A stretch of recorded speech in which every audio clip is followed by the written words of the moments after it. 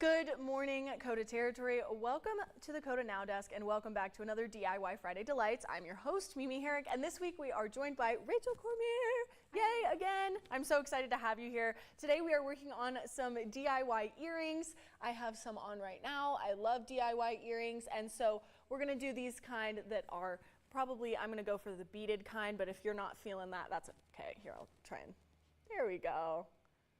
Yeah, you can kind of see there. These is little glass beads that I have, and I love it because they're customizable, right, to any color you could possibly ever need. So I always have these here just in case I forget my earrings one morning, because pink is always a safe bet for me. And you can kind of color code it if you want it based on the outfit as well. Exactly. So the first sort of steps that we're going to take here is what you're going to need, which is these little earring hooks, some charms or beads. So I'm going to be using these glass beads here that I have, and we are also going to be needing these little metal sort of sticks with a ring on the top. Let's see if we can get kind of they're hard to see, but they're very small, and that's how you're going to be threading the earrings through. So what are you thinking about for colors? I'm gonna let you take first pick. I was looking for a yellow. I'm a big yellow. I'm a big yellow fan, even though it clashes with so many outfits. It's kind of like, I think it works. I like that little sunshine. Yeah, I do love a little ray of sunshine here. Since I already have pink, I'm not gonna go for the pink. Maybe I should go for orange.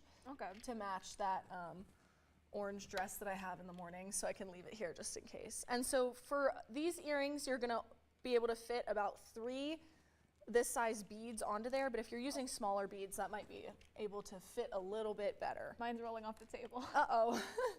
And Rachel, you have been on DIY Fridays before, so I'm not gonna harass you with the typical questions. I'm actually gonna ask you more fun questions. So it is summer, finally. The last time you were on here, it was like freezing. You were like one of my first guests in the winter. It's been that long, oh my goodness. It really has. What are you looking forward to about the summer in the Black Hills? I would say since I sort of started here in winter, by the time I'd kind of gotten acclimated to South Dakota, every good tourist destination and sort of fun place that was outdoors was closed. And so now I'm kind of like taking it all in. Last weekend I just went to Dinosaur Hill for the first time. Really? You hadn't been to Dinosaur Hill before? For those who don't know where our KOTA TV station is, we are we share Dinosaur Hill. And I just never made my way around there. That's so crazy to me. I feel like I mean, maybe not out there all the time, but I am definitely around this area a lot. That is crazy. What sort of other activities do you have in mind? Is there anything on your South Dakota summer bucket list? I know that there's some mountain roller coasters, I think on our way to Keystone. Yes, and those are so fun. Yes, no, I've been always looking for one, but coming from Illinois, it's like, where are the hills? Where are the mountains? You can't do that in Illinois really at all. And it is they're pretty fun. I went to one last year, had a blast. Definitely worth it. I know that they're technically tourist traps, but I had a blast doing them. Yeah. And yeah, it's gonna be fun. Is there any sort of festivals or anything that you've been to recently or are looking forward to this summer? So I was lucky enough to make the Black Hills Renaissance Fair this year. Really quick, just before, so you're putting that all in one needle, right? Yes. Okay. So I'm gonna put about 3 beads here onto one thing because I don't want to overload it because we're gonna have to secure it at the bottom here by twisting it around so that it turns into a little circle. So I'm gonna take my pliers here, try and hold it up for everyone to see. But this can be a little difficult. So what I do is I'm just twisting this wire around my pliers, right? Okay. Making a little bit of a place for where these will be able to not fly off the little wire I have going on here. But it's a tricky art, so I'm gonna put this on the table actually. I'm making a little bumblebee pattern. Oh, I do really like that. Those are cute. And so you recently told me that you maybe have some baby pigeons. Tell us a little bit about that. Some pets. That is an interesting story. So yes, I live in an apartment where there is constantly pigeons flying around and they technically fall under the rock dove category, so they are allowed in our apartments. And basically this little group, this family of pigeons laid a nest on our balcony, And while we were sort of watching them grow up, at some point we noticed that they were getting plenty of food, they were doing fine, but at some point mom just never came back, and they weren't at the place where they could fly yet. So we kind of let them in, we kind of fed them for a bit, and when we realized mom was never, we made sure not to touch them. We really didn't want to sort of step into that. But when we realized mom and dad were not coming back, we kind of just let them in, and they've kind of been indoor pigeons since then. That is really funny. Kind of a cute animal rescue-y story as well. Have you always had an affinity for pigeons, or is it just these ones that have spoken to you? That is my partner. He is the avian sort of lover. I have a rabbit at home, and so I'm more inclined towards my little bunny Jeffrey. But he has a cockatiel named Cormier at home, and so when sort of the pigeons came into our life, he knew all the bird background. He did the research how to raise them and see if we needed pigeon food, and now we kind of live in a semi-harmony. They are kind of wreaking havoc around our house. We got them. We're at the point where we're kind of crazy bird people. We twist it like this. So just twist it around into a circle until you get something a little bit like how I have it here. See if we can get a close up on this one. I'm gonna stare at yours. Yes, it's like this, and there's this little extra piece here that if you have some little wire cutters or pliers, we're gonna cut that off camera after we're done with everything. But I just wanted to get this kind of started so you could have an example of how they look. And then, yeah, I mean, the pigeon thing I think is just such an interesting little tidbit. And your rabbit is so cute, guys. The bunny is adorable. I'm not even just joking. He's perfect. How long have you had him for?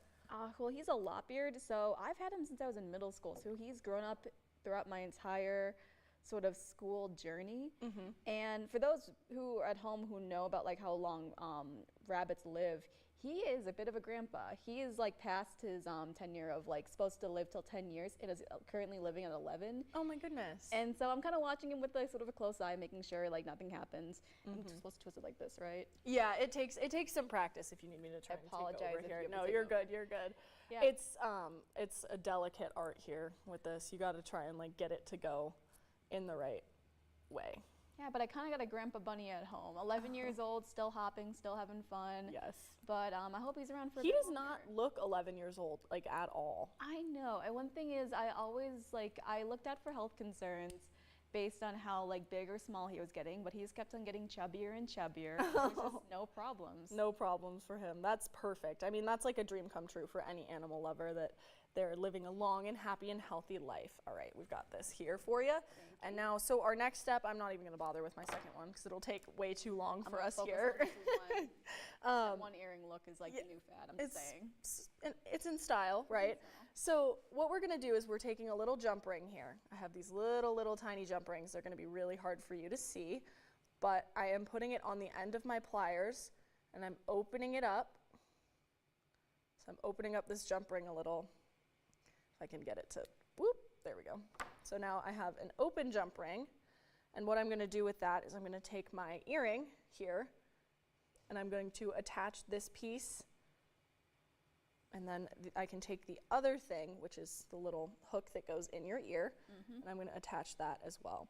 And then I will close the ring. Now, I find it personally easier to close the ring with scissors rather than pliers, but that's maybe not the safest or best idea. So do as I say, not as I do. Maybe use some pliers for this instead of sharp scissors, because that's probably not my brightest idea. And but just to follow you, tiny little ring, we're putting the earring on this. The other side. The other side. The other side, because that is a little bit easier to deal with. This is going to take me a second. I hate the jump ring aspect. This feels like when you got your keys on your car keys and you're trying to get one off, but you have to break a nail to get it out. Oh yeah, that is genuinely the worst. Now, Rachel, I would love to know, what is your #1 pet peeve?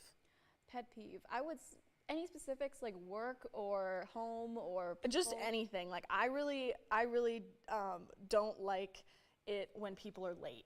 Late people always bother me. People, I don't know, because I've been showing up to our D&D sessions I live at the apartment. It's okay though, because you guys, I'm talking the kind of late where it's an hour, 2 hours, which is funny because sometimes I can be that person. So I try to have grace, but that is my pet peeve. That's a hard one. I don't want to toot my own horn of saying I'm just very agreeable with everybody.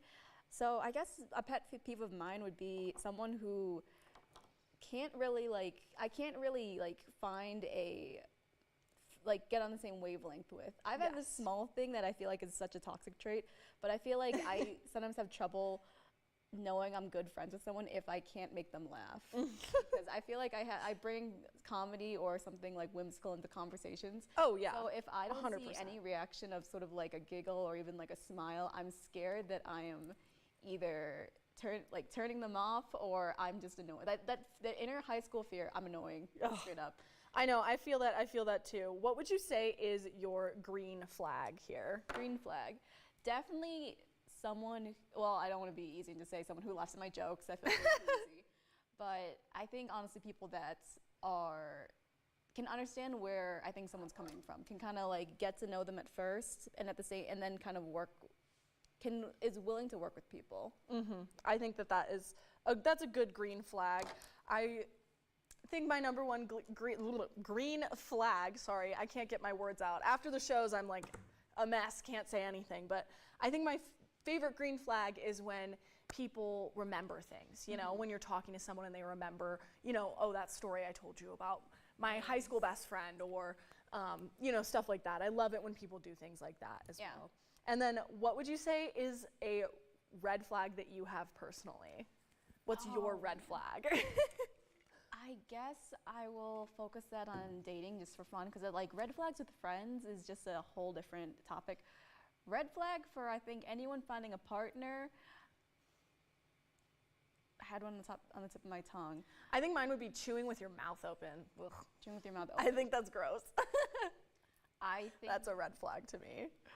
Interrupting someone. I hate when people interrupt without reading. Like I'm a big vocal person, so like just straight up just like jumping in and stuff where it's like, oh, I think dismissive actions, like I don't agree with that, rather than, oh, okay, talk about that more. Yeah, no, that's definitely, I could get behind that. All right, well, I am having a total earring fail today, but I'm gonna use my ones that I have on my ears as proof. I can do this, I'm just having some trouble this morning, but this is what we're looking at for our final craft. If you have any questions, feel free to leave a comment. I'll try and be as responsive as I can this weekend. On Facebook or YouTube. Leave your questions and comments. I'll try and answer as many as I can, but thank you so much for joining us here on DIY Friday Delights. We will see you right back here, not next Friday, but the Friday after.